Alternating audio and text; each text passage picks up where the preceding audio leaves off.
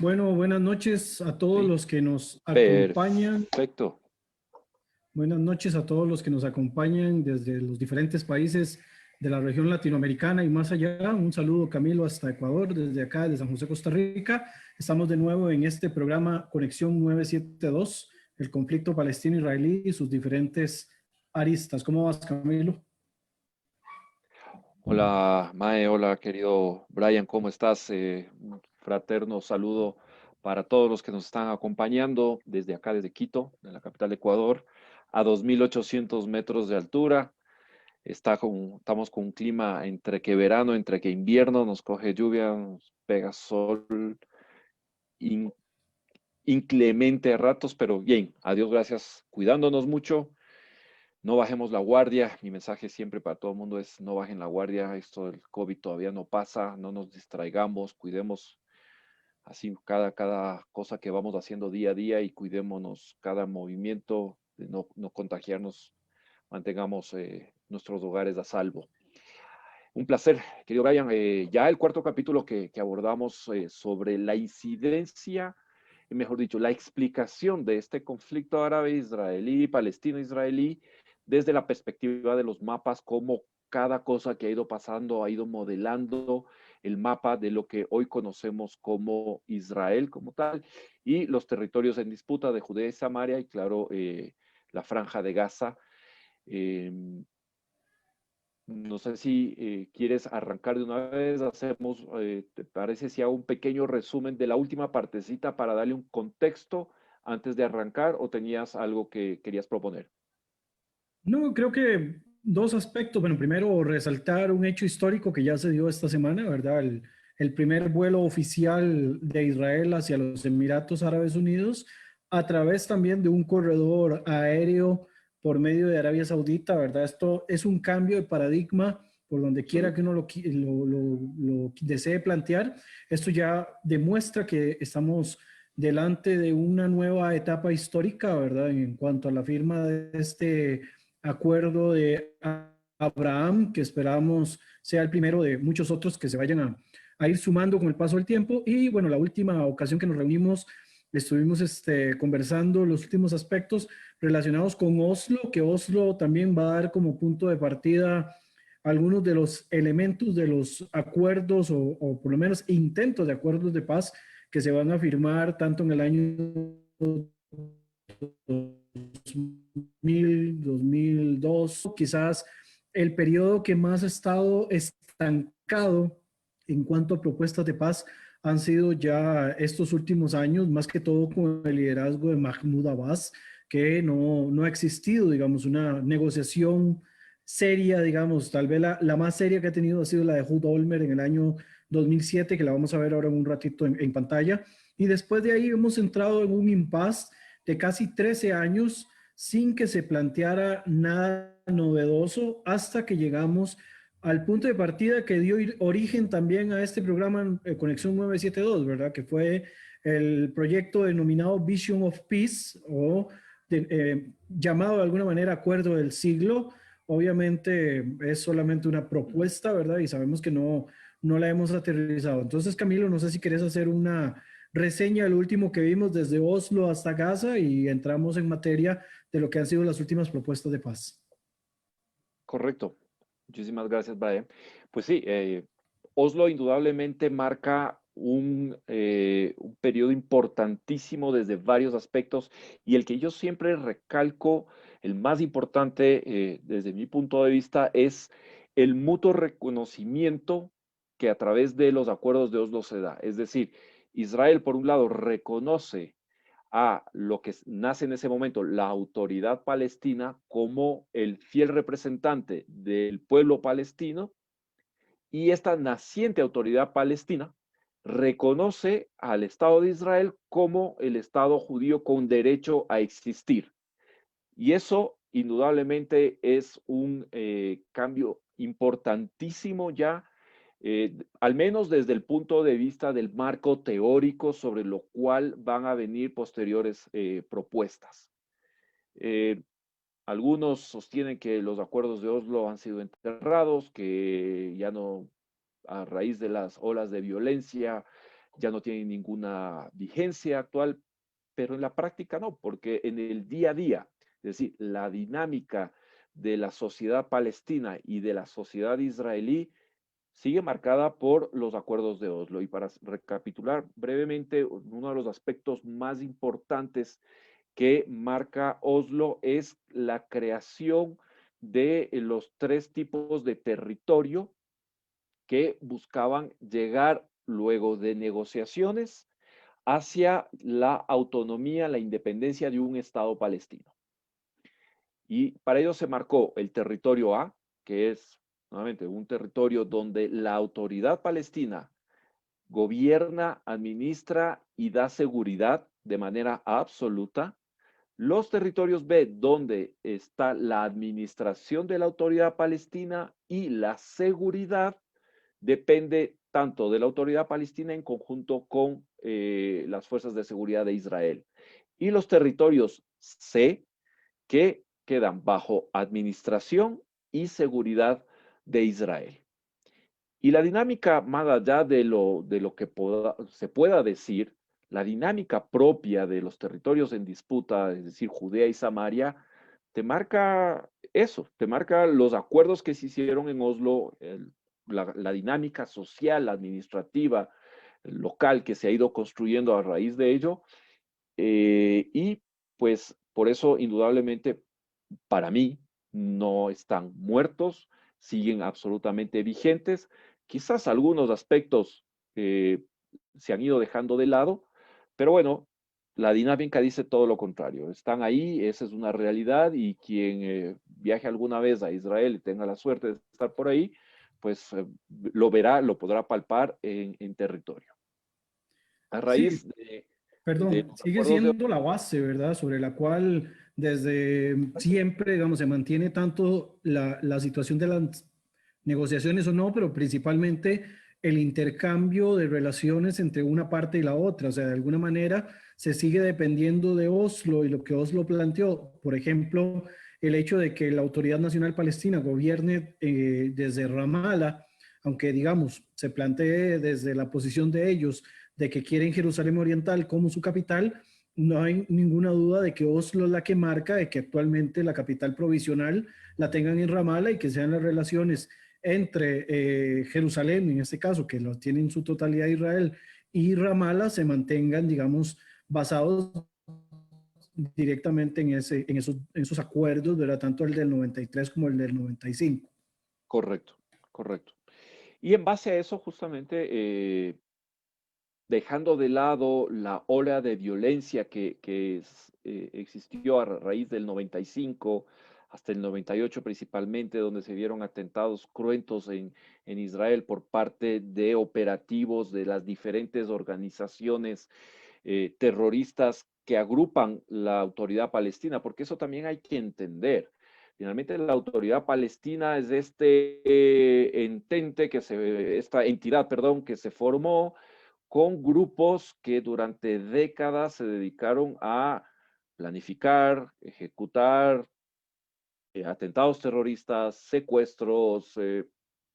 Esa era la gente que tomó a cargo la responsabilidad en 5 años, que era lo que establecía los acuerdos de Oslo, terminar de que los territorios A queden bajo la autoridad palestina, los territorios pasen a ser A, y negociar sobre los territorios C. Eso también es muy importante. Este detalle es supremamente importante. Ni quedaban permanentemente en manos de Israel, como lo he escuchado y no es correcto tampoco, ni tampoco lo que algunas veces he visto, no, que los C también tenían que convertirse inevitablemente todos los territorios C en A. Tampoco es cierto. Claramente establece, se irá negociando sobre la marcha, ¿no? Y en base a esa propuesta de sobre la marcha, es que en el año 2000, Ehud Barak, desde la intermediación de Clinton, llama a quien lideraba la autoridad palestina como presidente, que era Yasser Arafat en ese momento, y lo invita al famoso Camp David, lugar donde se llegaron a los acuerdos entre Egipto e Israel, las negociaciones previas. Lo invitan, se reúnen ahí y hacen la propuesta. Ehud Barak hace una propuesta, y eso justo te iba a decir que pongamos pragmática sobre el territorio, ¿no es cierto?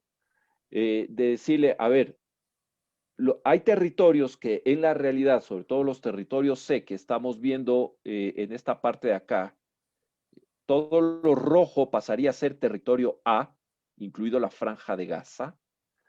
Y estos espacios en blanco que vemos aquí y acá serían lo que se llama, ¿cómo se llama? No son cuerpos, sino de asentamientos, Los poblados, sí, bloques, perdón, los era la bloques de palabra asentamiento. que no me venía a Ujú. la mente, mil disculpas, son los bloques donde prácticamente para el año 2000 hablábamos que vivía alrededor de unas 300,000 personas. Entonces, claro, desde el punto de vista pragmático, sacar a 300,000 personas, además de toda la infraestructura, porque acá no solamente casas, o sea, aquí tenemos que pensar que hay parques industriales, centros comerciales, servicios médicos, escuelas, es decir, hay toda una infraestructura importante que ha invertido Israel en estos territorios. Y lo que le dice Ehud Barak es, yo me quedo con esto, con estos territorios, con estos bloques, y lo que hago es compensarte, el famoso Swampland, te cambio por otras tierras, para arriba, para abajo, alrededor de Gaza, etcétera, te compenso y cerramos las negociaciones. La respuesta de Yasser Arafat, se lo puede leer incluso en las memorias de Bill Clinton, la respuesta fue no, o silencio absoluto. Entra en desesperación Barak porque no veía una reacción de la parte palestina, de hacer una propuesta, de decir algo por lo menos, y le dice, ok, te voy a dar la mitad de Jerusalén.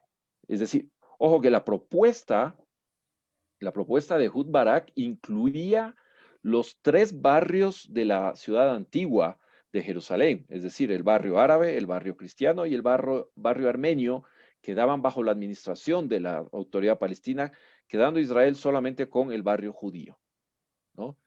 Eh, ya todos sabemos la historia, Yasser Arafat da media vuelta, les deja botados ahí, y dice, no, porque eso no me soluciona el tema de los refugiados palestinos. Es decir, ¿cuál era la idea de Yasser Arafat?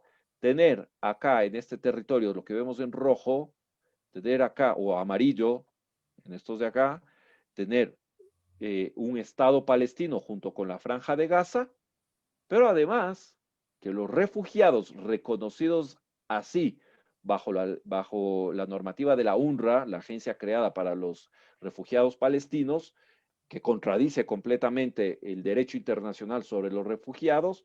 Es decir, lo que hace esta ley es perpetuar el estado de refugiado para los palestinos, cuando el derecho internacional lo que busca es que no se perpetúe, es decir, que si el hijo de un refugiado nacido en otro territorio, en el país donde le está dando refugio, automáticamente tiene la ciudadanía de ese país. Y eso es el compromiso que adquiere el país que admite refugiados, ¿no? Eso es lo que dice el derecho internacional.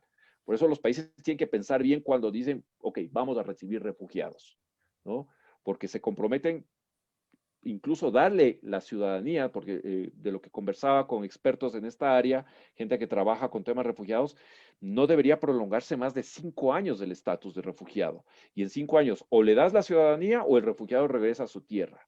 Y si en ese transcurso nace un hijo en tu territorio, ese hijo directamente tiene la ciudadanía del país. Lo que no ha ocurrido justamente con los palestinos, que ya van por la quinta y sexta generación que se hereda el estatus de refugiado.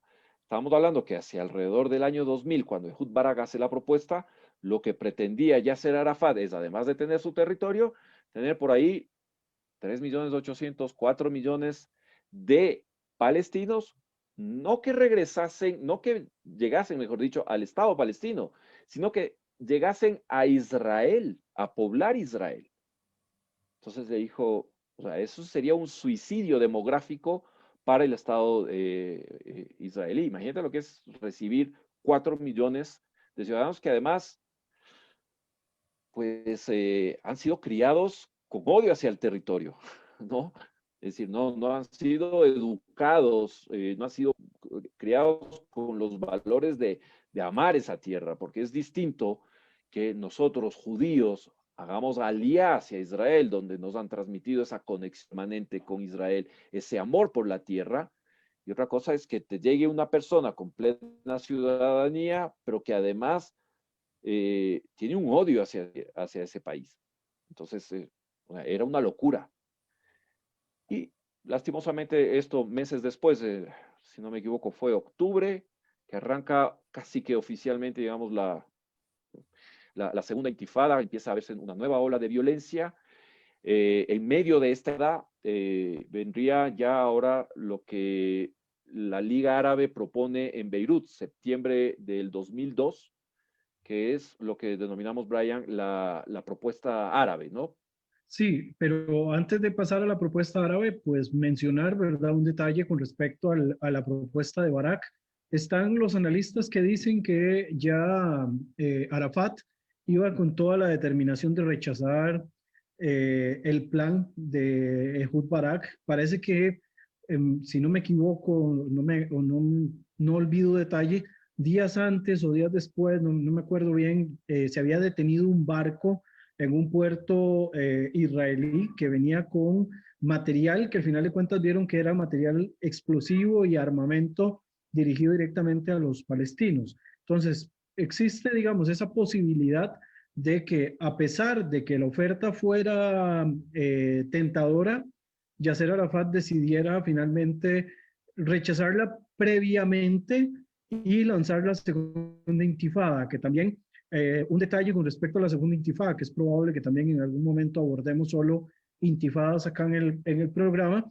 Eh, en el tema de la segunda intifada siempre se acusa de que fue por la provocación de Ariel Sharon, quien subió a la explanada de las mezquitas o al Haram al Sharif, ¿verdad? Al lugar más sagrado donde estuvieron los templos judíos en algún momento, ¿verdad? Y resultó que no, ¿verdad? Que eso se convirtió en una excusa, fue lo que al final de cuentas utilizaron como respuesta para lanzar esa segunda intifada, con los resultados nefastos, ¿verdad? Que acá, de nuevo, creo que lo había mencionado en el programa anterior, lo vuelvo a mencionar en este, a diferencia de la primera intifada, donde fue un levantamiento popular hecho por las mismas masas de poblaciones que no querían seguir bajo la administración israelí. En este caso fue una revuelta provocada por las fuerzas políticas palestinas, tanto las favorables a Yasser Arafat como las opositoras, con la simple intención de generar presión pública, ¿verdad? Para, al final de cuentas, causar la mayor cantidad de daños a vidas humanas, ¿verdad? Y infraestructuras. Pensemos también que en este periodo de las intifadas, y donde también vamos a meter el proceso de paz árabe del 2002, en el 2003 es cuando Israel toma la decisión de levantar lo que conocemos popularmente como la valla de protección, ¿verdad? Que es esa barrera que no está completamente construida en concreto, pese, digamos, a la generalización que a veces se hace. Es una valla defensiva, en muchas partes con alambrada, en una parte también con muro de concreto, hormigón, ¿verdad? Entra dentro de este mismo periodo de la intifada, pensando también en la cantidad de vidas humanas que se llegan al final de cuentas a exponer. Dentro de este aspecto, porque el abordaje de hoy, además de hablar de las propuestas de paz, también el contexto sociopolítico, una de las críticas que se hace con respecto a esta valla, ¿verdad?, es la situación de dónde se encuentra ubicada y se hace una consulta a la Corte que, de nuevo, es de carácter consultivo, al final de cuentas no tiene, digamos, esa determinación y se ordena en algunos aspectos a Israel movilizar la barrera de donde la tienen hacia su lado de la línea verde, ¿verdad? Recordemos que la línea verde es la línea esta de no agresión que se marca desde el 49 en adelante perdón, del 49 en adelante. 49. Y esa es una de las grandes críticas. Sin embargo, uno de los puntos por los cuales Israel ha mantenido el tema de la valla de protección o la barrera, como le quieran llamar, es que esto logró reducir la cantidad de atentados terroristas a lo interno de Israel hasta un 95, 99% más o menos, donde se evitó hasta cierto punto que terroristas pudieran estar entrando a inmolarse en autobuses, que se hicieran explotar en cafeterías, en lo que sea. Entonces, de alguna manera, también el tema de la defensa, ¿verdad? Que es uno de los aspectos de la resolución 242 de las fronteras defendibles, entran también dentro de este vigor, ¿verdad? Lo que tiene que ver con la barrera protectora. Voy Correcto. a, no sé si quiere señalar algo más de esto, si Sí, no o voy a sí, ir mostrando a un mí lo que poquito los siempre, detalles. siempre me ha chocado profundamente es cómo han querido, han pretendido vender la idea de que Israel construye esta valla de seguridad por un interés de casi que de humillar a los palestinos, de crearles una dificultad en la vida, o sea, finalmente Israel construye, destina, creo que alrededor de $2.000 millones que costó levantar esto, porque tiene 100, 200 kilómetros, si no me equivoco, un poco más.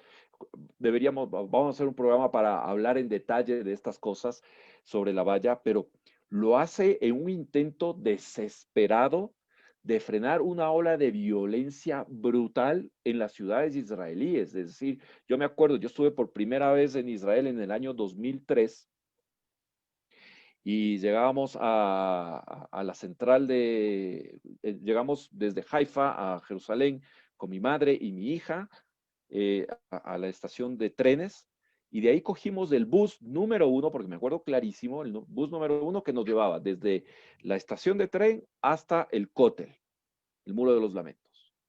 Bueno, fuimos, nos paseamos, conocimos, emotivo obviamente para cualquier judío llegar por primera vez al Cótel.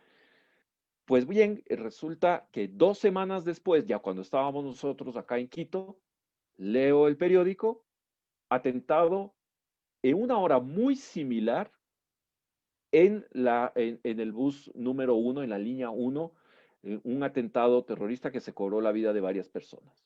Esa era la realidad, es decir, bombazos por todo lado, cafeterías, buses, paradas, escuelas, es decir, era una vida sin vida prácticamente, e Israel se ve desesperada y obligada a construir esto para detener este baño de sangre que estaba viviendo en su interior. Y luego lo venden como el muro del apartheid, además que lo han mencionado varias veces, que también queremos abordar sobre ese tema, el tema del apartheid, del supuesto apartheid en Israel. En fin, este era el ambiente en el cual Israel se ve forzado a construir esta valla de seguridad alrededor de Gaza y también marcando la línea verde, que bien lo mencionas, que es la línea de armisticio. Es decir, no es una frontera definida, es una línea donde las dos fuerzas se detuvieron, ¿no?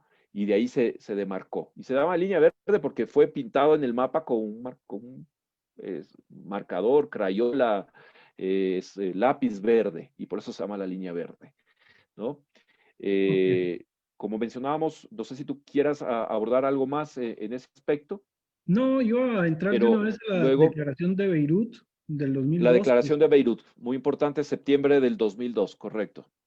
Bueno, ahí hay varios aspectos de lo que podemos ver en la presentación, ¿verdad? El primer punto dice que solicita a Israel que reconsidere sus políticas y que declare que una paz justa es también su opción estratégica. Bueno, esto es es algo más simbólico que otra cosa.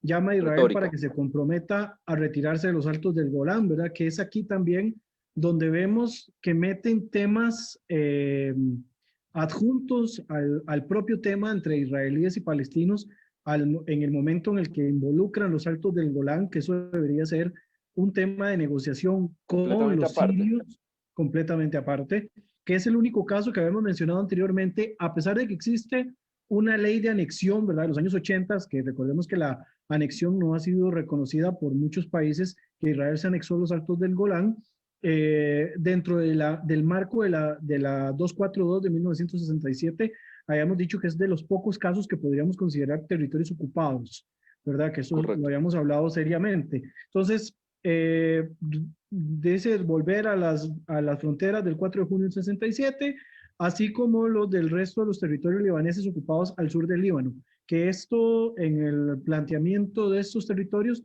son territorios que están disputados también entre sirios, libaneses e israelíes. Yo creo que son las granjas de Sheba, que son las que se Correcto. mencionan muchas veces en este caso. Y algunos dirán que esta es la excusa perfecta para que se mantenga el Hezbollah funcionando en el Líbano, pero definitivamente que no tiene nada que ver con las granjas ¿Qué de son? Sheba. 10 hectáreas? No sé qué tan extenso sea, pero tampoco da como para que piensen que hay un periodo de ocupación, ¿verdad? Después de 18 años en los cuales Israel decidió salir de Líbano, bueno, Líbano es punto y aparte y necesita su programa completo. La consecución de una solución justa para el problema de los refugiados, que es lo que vos mencionaste, ¿verdad? La insistencia, digamos, a que todos los refugiados retornen, asociándolo con la resolución 194. Y la resolución pues sí habla directamente del regreso de los refugiados, pero estamos hablando que los refugiados de la resolución 194, que es de 1949, no es la misma situación de agosto, no, de septiembre del año 2020. Estamos hablando de 5,5 millones de personas que no todas, digamos, viven fuera de los territorios, algunos viven en Gaza y en Cisjordania, pero en su mayoría de estos refugiados viven fuera de los territorios, incluyendo Líbano, Jordania, Siria y otros países de los alrededores. Y otra cosa, y aquí tengo que hacer, y voy a pedir mil disculpas, pero aquí además hay un tema que estoy casi plenamente seguro, y les pido mil disculpas por el casi, pero la resolución 194, si no me equivoco, es previa a la creación de la UNRWA. Y es con la creación de la UNRWA, es decir, esta agencia para los refugiados palestinos, es con esta que cambia y contradice la ley internacional sobre los refugiados y crea este estatus de refugiado perpetuo para los palestinos. Entonces, pero me comprometo a revisar detenidamente el tiempo, cuándo sale la resolución 194 y cuándo se crea la UNRWA, porque cuando habla de refugiados, y por eso estoy casi seguro que es así, y es por eso que ahora saltamos en el tiempo, dentro del plan de Donald Trump, dice, oh, sí, o sea, van a regresar, pero regresan los refugiados bajo la ley internacional, lo que se considere refugiado bajo la ley internacional, no bajo la ley de la UNRWA. En el 49 se funda la UNRWA. Pero finales del 49. Y la resolución de 194 es casi enseguida del final de los armisticios, de la firma de los armisticios, que fue el último con Siria, por ahí en abril, si no me equivoco, del 49. Por acá Podría estar dice que equivocado. se crea, digamos, en virtud de la resolución 302 del 8 de diciembre de 1949. Entonces es probable que sí sea posterior a la ¿Ves? resolución 194. Voy a Exacto. revisar la resolución Porque, 194 porque para una que de las estamos. cosas que manipulan justamente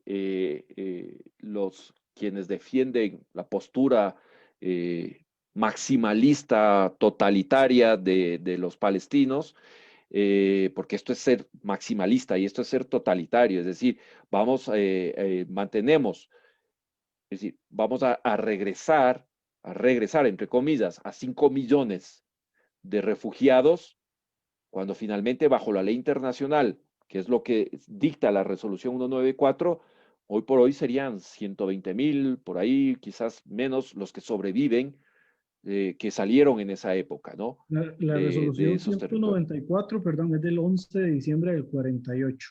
Imagínate, Entonces, viste que no entonces estaba equivocado. Retiro el casi.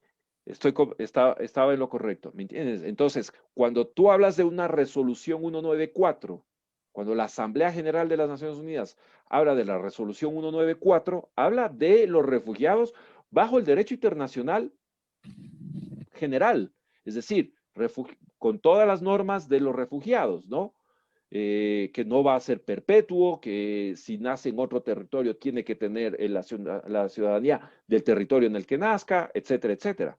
Pero claro, ahora la manipulación está en que crean la UNRWA, cambian completamente lo que significa refugiado palestino, contradiciendo la ley internacional, y ahora pretenden cogerse de una ley anterior para aplicar una ley posterior y, perdón, suena feo que lo digo, o sea, pero prácticamente invadir con 5 millones de refugiados un territorio de 22.000 kilómetros cuadrados, ¿no? Y, Entonces, es demencial algo así. y el último punto de la declaración de Beirut, que después se va a repetir en dos reuniones en Riad, o sea, en Arabia Saudita, va a decir la aceptación del establecimiento de un Estado palestino soberano e independiente en los territorios palestinos ocupados desde el 4 de junio de 1967 en Cisjordania y la Franja de Gaza, con Jerusalén Oriental como su capital. Es técnicamente hacer una transferencia, ¿verdad?, de lo que ocurría antes del 4 de junio de 1967 y ya no es un reclamo de los jordanos o un reclamo de los egipcios, sino un traslado directo hacia los grupos palestinos, algo que en 1967 no existía. Es como que si ellos le estuvieran heredando la condición anterior que ellos tenían sobre el territorio, ¿verdad? Recordemos que la soberanía que declara Jordania en su momento sobre los territorios de Judea y Samaria, o lo que conocemos popularmente como la margen occidental, era una soberanía no reconocida a nivel internacional, y lo que tenía Egipto sobre Gaza era simplemente un territorio bajo administración. Entonces, al no existir una soberanía anterior, es bastante interesante, digamos, esta propuesta, y bastante interesante también que por las presiones internacionales Israel en cierto modo haya tenido que responder en positivo a esta situación. Es el planteamiento, ¿verdad?, que se da sobre sobre los territorios que al final de cuentas son los que se están tomando en la actualidad como que le corresponden como a los palestinos en su totalidad. Ojo, los territorios que les correspondería históricamente hablando son los territorios de la resolución 181, que los países que están en los alrededores hayan arruinado la resolución haciendo un ataque, pues trapero en 1948, el 15 de mayo, es completamente distinto. El tercer punto es el de los compromisos de los estados árabes.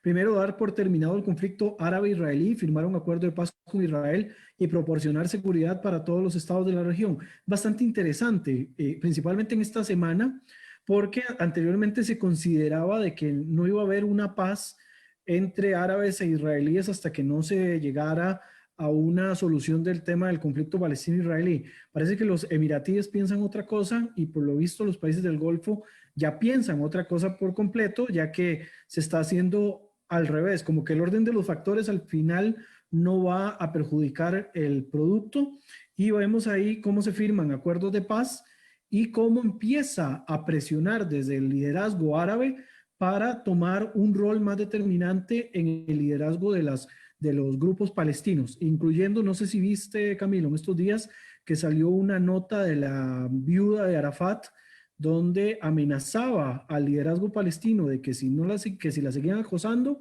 ella iba a empezar a revelar algunos temas ahí un tanto turbios del liderazgo palestino.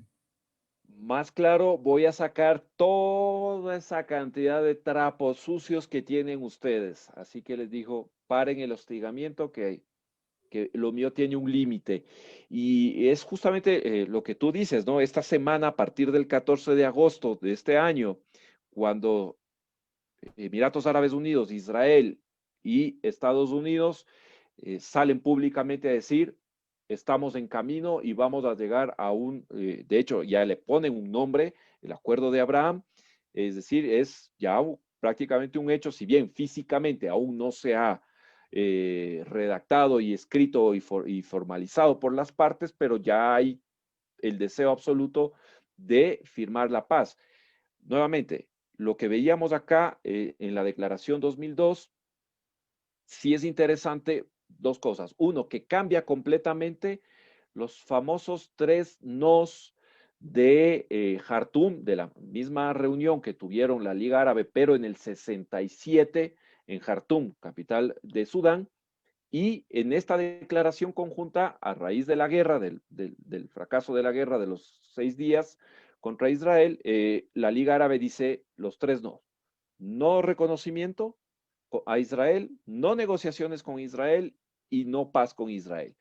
Luego llega a Beirut 2002 y la Liga Árabe dice prácticamente los tres sí. Es decir, sí estamos dispuestos a reconocer a Israel, sí estamos dispuestos a negociar con Israel y sí estamos dispuestos a llegar a la paz con Israel, pero, y aquí hay un pero, un candado enorme que ponen en ese momento los árabes, la Liga Árabe es, primero solucionamos el tema de los palestinos y luego normalizamos las relaciones. Y ese ha sido el ancla y ese ha sido el paredón que ha permitido a los palestinos permanentemente decir no a cualquier propuesta que se le haga. Es decir, casi que ha sido su medio de chantaje porque sentían que tenían a toda la Liga Árabe respaldándoles en eso. Y aquí se ve en el punto 3, bueno, el punto 2 de este apartado 3, es el de establecer las relaciones normales con Israel, que es lo que vos mencionaste, de poder llegar a las relaciones. Ese tercero es el que habla de el impedimento, una vez más, de que se le pueda dar condición de ciudadanos a los refugiados palestinos en los países árabes donde se encuentran. Ojo, esto es un elemento que ocurre principalmente en el mundo árabe.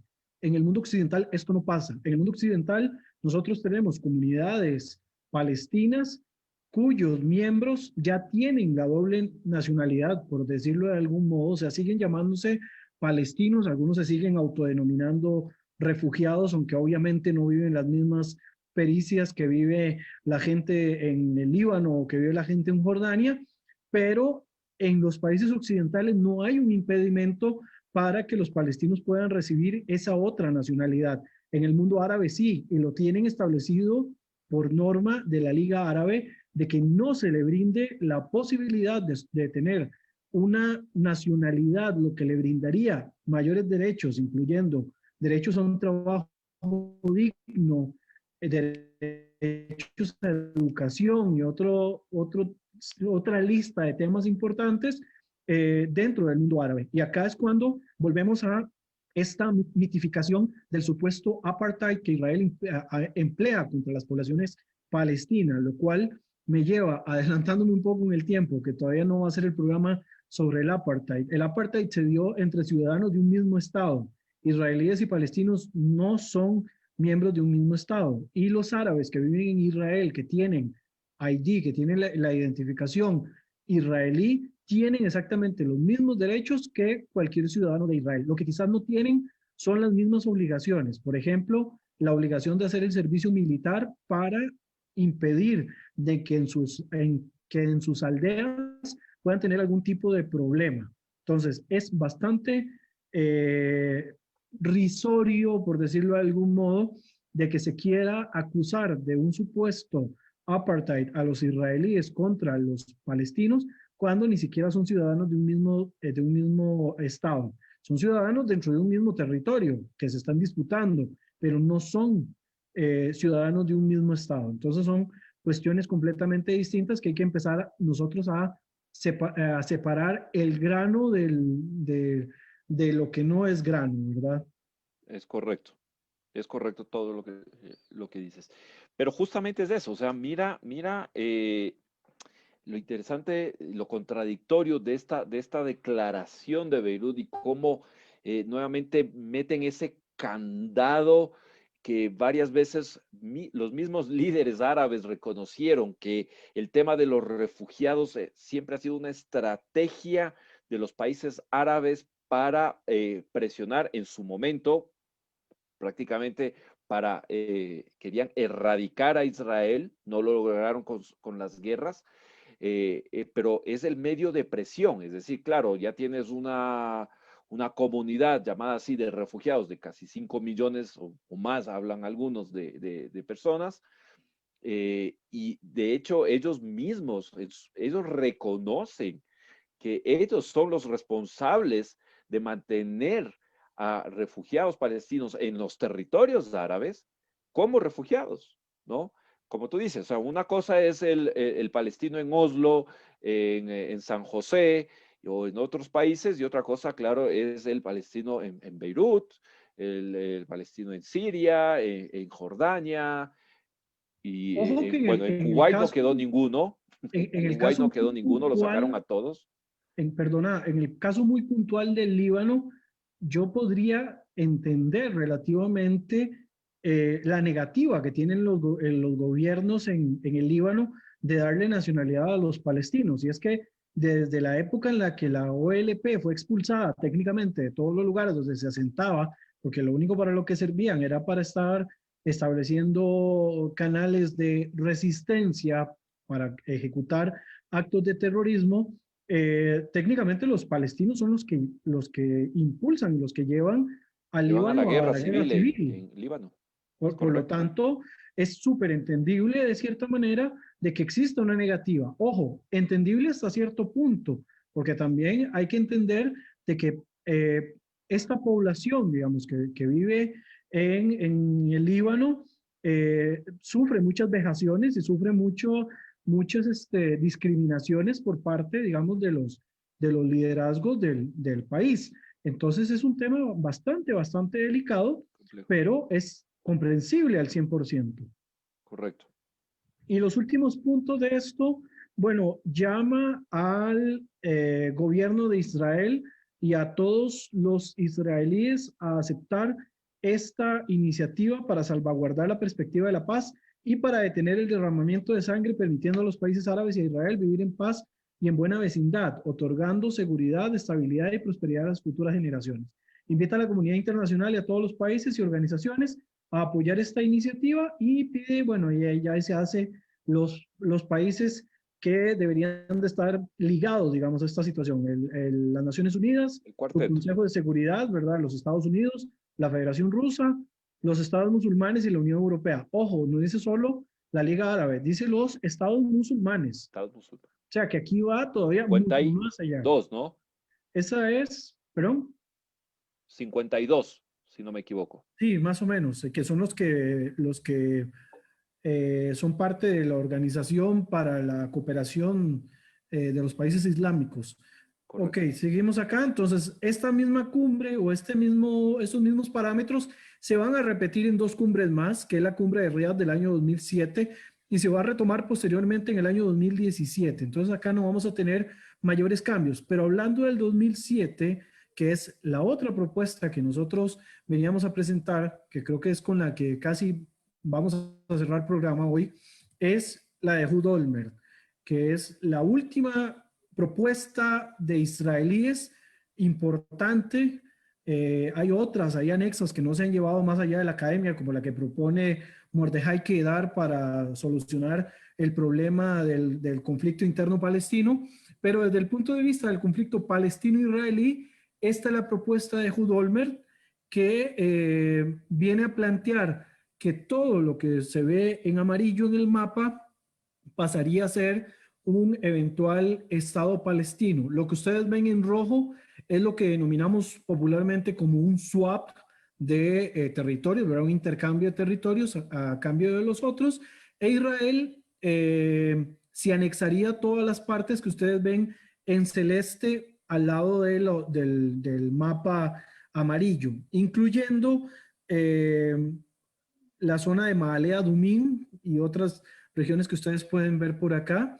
Y para poder hacer la conexión, para que no quedaran, digamos, cortado el camino del territorio de Gaza y la margen occidental, iban a crear una ruta de paso, un túnel, un puente, una cosa así, con un tiempo estimado de atravesar de un lugar al otro, que conectara la región de Gaza con la margen occidental.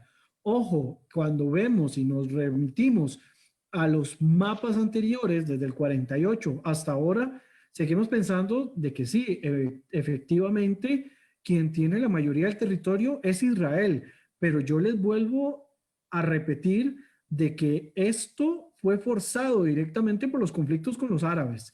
Y al ser los árabes los grandes perdedores de los conflictos, no se puede exigir que la parte ganadora simplemente decida echarse para atrás y que no haya ningún tipo de ganancia, ¿verdad? Técnicamente, tanto la propuesta de Barak como la propuesta de Olmert son propuestas ganar-perder, ¿verdad?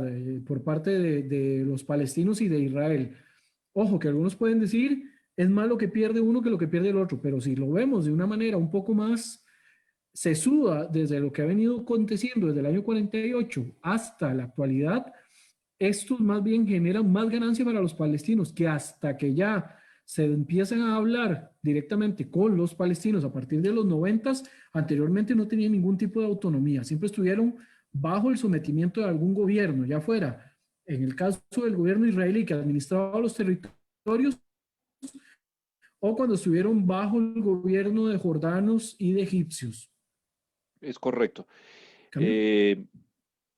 Sí, a ver, cuando a veces critican que no, que ambos son responsables, de que no se ha llegado a ningún acuerdo, de que no se ha podido determinar y llegar a un fin, cuando la gente dice, no, es que este es un conflicto territorial. Si fuese un conflicto netamente territorial, ya estaba solucionado. Aquí está la solución.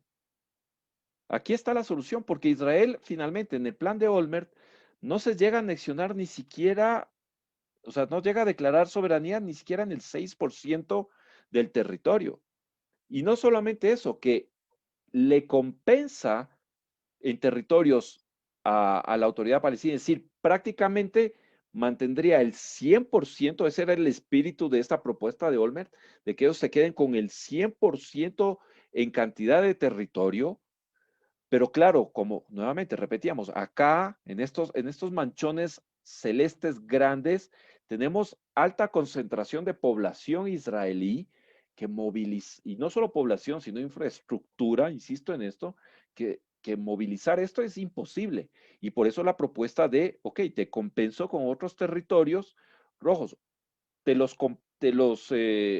compenso territorios, o la otra propuesta que incluso se hizo fue, te compro los territorios, o sea, no te compenso tierra, te pago un valor por estos territorios que van a ser declarados soberanía, o la otra, te los arriendo a perpetuidad.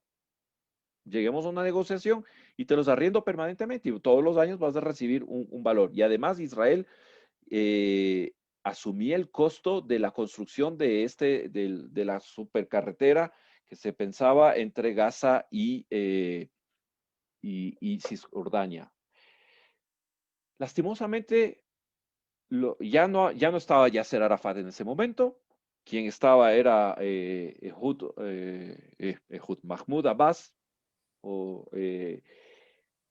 que se suponía era moderado, que se suponía era mucho más progresista, que era aparentemente un hombre volcado hacia la paz, no era como claro, nunca lo habías visto, al menos en público, vestido con el tradicional uniforme de soldado y la cafía en la cabeza, ¿no? Entonces vendía esta imagen hacia Occidente de que él era el moderado, del que él era el adecuado interlocutor para llegar a la paz. Pero cuando se le presentó la oportunidad e Israel hizo una propuesta en firme, lo único lo que hubo después es silencio. Entonces, eso del hombre para la paz y el hombre moderado, cuando uno lee los discursos traducidos del árabe, no los discursos que da en inglés, sino los discursos que da en árabe a la televisión palestina, de moderado no tiene nada. Ha sido uno de los grandes incitadores de la violencia y toda la maquinaria de la autoridad palestina es la responsable de años y años de lavado de cerebro desde la infancia hacia el odio, hacia la intransigencia, y ahí están los resultados. Y volviendo ahora a lo que acaba de ocurrir en la última semana y piquito más, unas 2 semanas ya, lo que hay es un cansancio desde los países árabes, suníes, de decir, ¿ya hasta cuándo los esperamos? Eso es lo que yo abordaba ahora en una entrevista, es decir, lo que hace Emiratos Árabes Unidos es decir, señores, tuvieron su oportunidad, se les brindó propuestas tangibles, medibles, que se podían realizar en territorio y no las aceptaron. Nosotros, Emiratos Árabes Unidos me refiero, ya no podemos seguir esperando. Necesitamos tecnología de agricultura, necesitamos tecnología de desalinización de agua, de riego, necesitamos tecnología, hay interés mutuo entre Israel y Emiratos Árabes Unidos de desarrollar acuerdos de agencia espaciales, de desarrollos de medicina. ¿Hasta cuándo los vamos a esperar? O sea, yo, Emiratos Árabes Unidos, me tengo que eh, eximir de todos sus beneficios para mi población porque a ustedes no les da la gana de sentarse a negociar. Y más o menos se entiende que hay varios países que ya también llegaron a ese cansancio y decirles, señores, ya es un tema de ustedes, solucionenlo. Y mientras tanto nosotros vamos normalizando las relaciones porque necesitamos de esta relación. Y Israel también las necesita. Ojo, no es que los árabes, solo los árabes necesitan a Israel. Es que Israel también necesita a sus vecinos, que es lo natural. ¿Con quién haces negocios? Primero, ¿con quién más hace negocios de intercambia bienes? Con sus vecinos. ¿Ecuador con quién? Con Colombia, con Perú, con los que estás al lado. Y lo natural. Israel también necesita normalizar las relaciones con los demás países árabes. Y eso es lo que está pasando en estos días, ¿no? Y yo realmente estoy muy emocionado, muy feliz. Y lo que tú decías, había que entender, solo quería poner un poquito de contexto de cómo es que, por qué es tan importante que Arabia Saudita haya permitido que un vuelo de su espacio aéreo, es que para nosotros, para los costarricenses, para los latinoamericanos es lo normal. Vemos aviones de todas las banderas habidas y por haber, llegando a nuestros aeropuertos y atravesando nuestro espacio aéreo, porque es lo normal. Pues no es lo normal en Medio Oriente. Los aviones israelíes muchas veces tienen que dar tremendas vueltas porque no tienen autorización de sobrevolar los espacios aéreos. Y ahí está justamente lo maravilloso que acaba de pasar el día lunes, que para llegar a Riyadh, si no hubiese habido la autorización de Arabia Saudita de que este avión sobrevolase su espacio aéreo, habría tenido que terminar siendo un vuelo de por ahí 12 horas con todas las vueltas que tenía que dar para poder no transgredir ningún espacio aéreo. Y finalmente creo que terminó siendo un vuelo de 5 horas, que atravesó toda la península arábiga hasta llegar a Abu Dhabi. Así que esto un poco, bueno, lastimosamente la propuesta, digamos así, de la Liga Árabe 2002, Riyadh 2007, Riyadh 2017, en la práctica, por eso no pusimos un mapa, no alteró nada, porque como vemos, más fueron declaraciones retóricas de buena voluntad, conmoverse con la causa palestina, pero no eran al contrario de lo que fue la propuesta de Ehud Barak y lo que fue la propuesta de Ehud Olmert, ambos primeros ministros de Israel, es decir, propuestas tangibles, medibles, aplicables, que igual fueron rechazadas. Entonces, lastimosamente, por ahora, no hay modificaciones en los mapas, más allá de lo que en la práctica lo que se vive sigue siendo Oslo. Por eso yo digo, Oslo no ha muerto, Oslo está ahí, en el día a día. Eso es lo que tenemos hoy. Oslo A y Oslo B. Eso es lo que vive la realidad, tanto las comunidades palestinas como la realidad de los ciudadanos israelíes en Cisjordania, en Judea y Samaria, ¿no? Sí, otro aspecto que se ha mencionado mucho tiene que ser, bueno, ya lo habíamos visto en el primer programa cuando hablábamos de la propuesta de Trump. eh, Emiratos hizo una declaración también en estos días porque se les ha acusado de traidores por haber firmado este acuerdo con Israel. Y creo que hay que verlo en otra perspectiva. Uno puede ver este asunto como el vaso medio lleno y el vaso medio vacío, y también relacionado con el acuerdo de Donald Trump. Los emiratíes confirman de que ellos no han renunciado a la causa palestina. O sea, la idea de ellos es que en algún momento se pueda gestar un Estado para los palestinos. Sin embargo, de nuevo, o sea, esto demuestra la contrarreloj en la cual se encuentran para poder llegar a algún tipo de acuerdo. Yo lo decía desde el programa, creo que desde el programa 2, que fue con el que empezamos con los mapas, que el principal problema que tenemos en este conflicto es la idea de pensar que se puede ganar-perder. O sea, que una parte tiene que ganar y la otra parte tiene que perder forzadamente. Y no, en este conflicto, Ambas lastimosamente, partes van a perder. tiene que haber un perder-perder. Correcto. Entonces, en estos momentos, Israel puede que esté tirando campanadas a los vientos, nosotros nos sentimos satisfechos. Yo creo que cualquier acuerdo que lleve a que no haya más violencia entre estados o que no haya más relaciones conflictivas entre estados debería de alegrarnos, así sea el país que sea. En eso hay que ser un poco más abiertos, creo yo. Sin embargo, creo que también Israel tiene que ver hasta qué punto llega, digamos, este alcance de la felicidad. No puede bajar los brazos. Israel sabe que está en un barrio complicado y esto se lo comentaba a varias personas con las cuales hablé. Estamos en un barrio complicado en el que una muestra de debilidad te come en vivo. Por lo tanto, mientras Israel sepa que es más fuerte que lo que tiene alrededor, es probable que este tipo de acuerdos se sigan firmando. Quizás los que son un poco más usados, que puedan tratar de meterse en esta manifestación de fuerza, ni siquiera son árabes, son los turcos y los iraníes, que ya no sé si también viste en estos días de que hubo ejercicios militares entre Grecia, Emiratos Árabes, o sea, los Emiratos están empeñados sí o sí en acercarse más a la región mediterránea. Israel es un avance grandísimo. Las manifestaciones de la viuda de Arafat nos demuestra de que ella recibe influencia también de los países del Golfo. Se habla de que ella es muy cercana a Mohamed Daglan. Por lo tanto, nosotros no podemos, digamos, simplemente ver esto como algo superfluo, como algo accidental, sino que esto es algo estructurado, esto es algo más grande todavía que se está planificando. Acá estamos viendo no solo el restablecimiento o el establecimiento de relaciones entre Israel y los países del Golfo, que a mí personalmente hay países con los que no me siento muy cómodo, por ejemplo Arabia Saudita, porque sé que Arabia Saudita, al igual que la República Islámica de Irán, son dos países violadores de los derechos humanos de una manera inexplicable.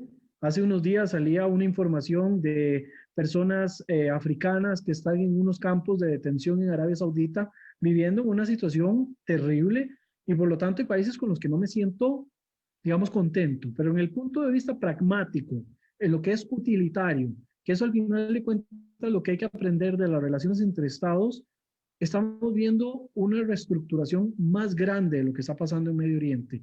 Y los países del Golfo se quieren acercar más hacia la región del Mediterráneo porque ven intereses más allá de simplemente mantener la chequera de los petrodólares. Yo veo que los países del Golfo, aparte de que existe toda una planificación, lo que se llama la Agenda 2030, la Agenda de los Emiratíes, de todos los países del Golfo para diversificar sus economías, es, sin ninguna duda, todas estas reformas y todos estos cambios políticos que están ejecutando van encaminados a mantener cierto nivel de liderazgo regional y una hegemonía económica global. Entonces, seamos pragmáticos, o sea, veámoslo de todas las perspectivas que existen. Nos han enseñado por décadas de que esto es un conflicto solo por cuestiones de recursos estratégicos, por cuestiones territoriales, y es un abanico de temas que hay anexos a este que hacer un análisis tan simplista como el que nos han vendido desde el punto de vista materialista nos debería dar vergüenza en pleno siglo XXI como para no entender de que la situación va todavía mucho más allá de donde nosotros creemos. Es correcto. Y ya para ir cerrando el programa, algo que es supremamente interesante es que no me puedo abstraer de eso, es la efusividad que se demuestra entre gobernantes ante la firma del acuerdo. Es decir, vemos en redes sociales un vídeo de una conversación, de una videollamada entre Benjamin Netanyahu y Mohammed bin Zayed, que es el príncipe heredero, prácticamente quien va en su momento a ser el presidente de los Emiratos Árabes Unidos, que es de Es el facto, porque es ministro de quien realmente Exteriores, me está. parece, en estos momentos. ¿Cómo? Mohamed bin Zayed creo que es el ministro de Exteriores, me parece, en estos momentos. Sí, exacto, pero que finalmente va a ser quien llegue a ser el presidente de Emiratos Árabes Unidos. Ah, pero tratándose de hermanos, de amigos, de compadres, con una emoción que jamás llegamos a ver entre un Benjamin Netanyahu, o vamos, entre un Begin y un Sadat, ¿no? O vamos, con Jordania, son otros acuerdos de paz. Este es un acuerdo de paz entre dos pueblos. Claro, hay que entender también que finalmente Emiratos Árabes Unidos e Israel nunca se enfrentaron bélicamente, ¿no? Entonces no hay estas heridas mal cicatrizadas entre los pueblos, eh, pero ventajosamente, eso es positivo y por eso es que es tan abierto y es tan efusivo y ves las redes sociales y, perdón, pero es que emana amor y fraternidad de líderes de opinión, o sea, no hablo solamente de ciudadanos, de líderes de opinión de lado y lado, ¿no? Eh, pero claro, también hay que entender que Emiratos Árabes Unidos no es el wahabismo de Arabia Saudita, ¿no? Si bien son muy tradicionalistas, muy orgullosos de su herencia beduina y de su Islam suní, pero dista absolutamente de ser el wahabismo de Arabia Saudita, ¿no? De hecho, tenemos, hasta ahora se me fue el nombre de la plaza esta que construyeron, que está en construcción en Abu Dhabi, que es una sinagoga, una mezquita y una iglesia. Es decir, algo no visto en otra parte de la península arábiga. Y esto te habla de la tolerancia, de la tolerancia, del respeto. Porque se tolera a quien te estorba. Ahí lo que realmente se ve es que hay una apertura, hay un respeto hacia el credo del otro. Y eso es muy interesante. La mentalidad realmente, ahora que he estado indagando sobre Emiratos Árabes Unidos, es otra mentalidad. No es, porque claro, lo que normalmente nosotros recibimos aquí a través de noticias y de información y que además por la importancia que tiene, quien ha dominado muchas veces las noticias y la agenda ha sido Arabia Saudita. Y claro, vemos Arabia Saudita violadora de derechos humanos, eh, que manda a matar a un periodista que en una embajada en otro país, es decir, cosas que dices, ok, qué tan socios son, qué tan bueno es tener esas compañías. Pero lo que tú dices, eso finalmente hay que ir hacia la geopolítica, es eso, es pragmatismo, es ver los mutuos de intereses. Acá no hay amistad, en geopolítica hay mutuos de intereses. La amistad finalmente no la construyen los estados, la construyen los ciudadanos. Y serán los ciudadanos israelíes que visiten Emiratos Árabes Unidos y los emiratíes que visiten Israel, quienes irán formando estos lazos de amistad, de cooperación, de fraternidad con el tiempo. Quiera Dios que podamos vivir, seamos testigos del inicio de una nueva era. Realmente a mí me ha emocionado mucho, pero como tú dices, podemos estar emocionados, pero no podemos bajar los brazos, porque el barrio donde vive Israel es un barrio peligroso y obliga a estar siempre alerta, ¿no? Eh, con el volumen, como dice, más o menos como andar en un barrio peligroso en el auto, ¿no? Puedes andar adentro con tus amigos con la música a todo volumen, pero los vidrios bien cerrados y los seguros puestos en la puerta. Más o menos para hacer un símil que de pronto es la realidad que a veces nos toca vivir en nuestros países en Latinoamérica, ¿no? Eh, de verdad les agradezco muchísimo. No sé si tú quieras agregar algo más, Brian. Otra vez se nos quedó un poco corto el tiempo. Prometemos, prometemos que en el próximo capítulo terminamos y abordamos a profundidad ya la propuesta Trump y qué implicaciones ha tenido geopolítica, que eso es lo que muchas veces la gente se olvida de analizar. Y para mí ha sido una propuesta hasta ahora la que mayor impacto geopolítico ha tenido en el barrio circundante a Israel. Es decir, más allá del impacto en lo práctico, en lo diario, en Judea y Samaria, lo genial, digamos así, de esta propuesta es el impacto geopolítico que ha tenido alrededor de ella, ¿no? De mi parte, Brian, te agradezco muchísimo. Siempre es un placer compartir contigo, nutrirnos de ambos lados. Un abrazo fraterno para todos quienes nos acompañaron. Yo quisiera leer, porque veo que tenemos algunos mensajes.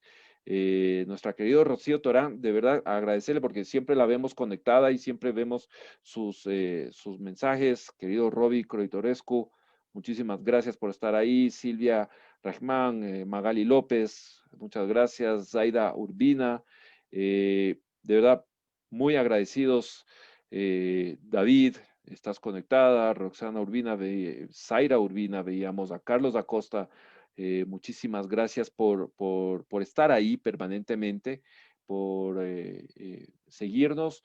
Esperamos una vez más haber aportado lo que siempre pretendimos con Brian en este programa, es dejar de lado la retórica, aportar con datos, con análisis, con elementos que permitan entender la complejidad en sí de este conflicto israelí-palestino, que no podemos simplificarlo con 4 frases panfletarias, ni con menos aún con adjetivos peyorativos, que es lo que lastimosamente vemos cada vez más en las redes sociales, que si de verdad queremos construir paz, aportemos con reflexiones, con conocimiento, profundizando las realidades de este conflicto, ¿no? Muchísimas gracias, Brian. Un abrazo fraterno, que se sigan cuidando todos. Igualmente, y bueno, y a todos los que se nos han conectado hoy en Conexión 972, pues agradecerles por su tiempo. No sé qué tan corto nos hemos quedado, creo que hemos abordado técnicamente todos los mapas que nos han interesado. Vamos a regresar más bien al punto de inicio de este programa, que es el plan de Donald Trump, el Vision of Peace. Y vamos a ver cuáles son las propuestas que hace Donald Trump. Desde el punto de vista pragmático, no ha ocurrido absolutamente nada. Desde el punto de vista político, están pasando muchas cosas, porque este plan, como lo había propuesto Camilo en el primer programa, técnicamente agarró la pelotita y se la tiró a los palestinos y les dijo: señores, esto es lo que nosotros les planteamos, ahora ustedes enséñenos sus cartas a ver qué es lo que ofrecen. Entonces, a partir de ahí hemos empezado a ver algunos cambios, hemos empezado a ver algunos movimientos. No hemos hablado de un montón de aspectos anexos a esto, por ejemplo, la posición de China, la posición de Rusia, que también se han involucrado últimamente en el barrio, ¿verdad? Ellos quieren también su propio protagonismo. Y no hemos mencionado tampoco el rol que están jugando Turquía e Irán directamente en toda esta temática, sino que nos hemos ido un poquito solo por la esencia, pero ya vamos a empezar a darles un poquito más de carne en cuanto a contenido. De verdad, agradecerles por el tiempo invertido. Un saludo muy cordial a todas las personas que se conectaron a través de Israel Sin Fronteras y recordarles que nos pueden encontrar también en YouTube como Conexión 972 para que le den like ahí, le den a la campanita para que les avise cada vez que tengamos algún video. Prometemos también en algún momento, bueno, no sé si este sea un buen tiempo para hacer promesas tan cerca de Yom Kippur, pero Muy eh, malo, muy malo. nos comprometemos eventualmente a desarrollar otro tipo de contenido complementario que les pueda servir a ustedes también para nutrirse en este espacio, que es un espacio, como bien menciona Camilo, más allá de solo del tema eh, visual y lo que ustedes puedan entender, que sea algo un poco más práctico y más comprensible para todos. Un fuerte abrazo. Si tienen alguna duda o consulta, pueden escribir a través del inbox de Israel Sin Frontera, y nos vemos en 2 semanas, como ya se nos ha hecho esto ya no es una costumbre, sino que ya es una tradición. Besada Hashem, que así sea. Nos vemos en 2 semanas. Abrazos a Bueno, todos y muchas gracias. un fuerte abrazo, saludos.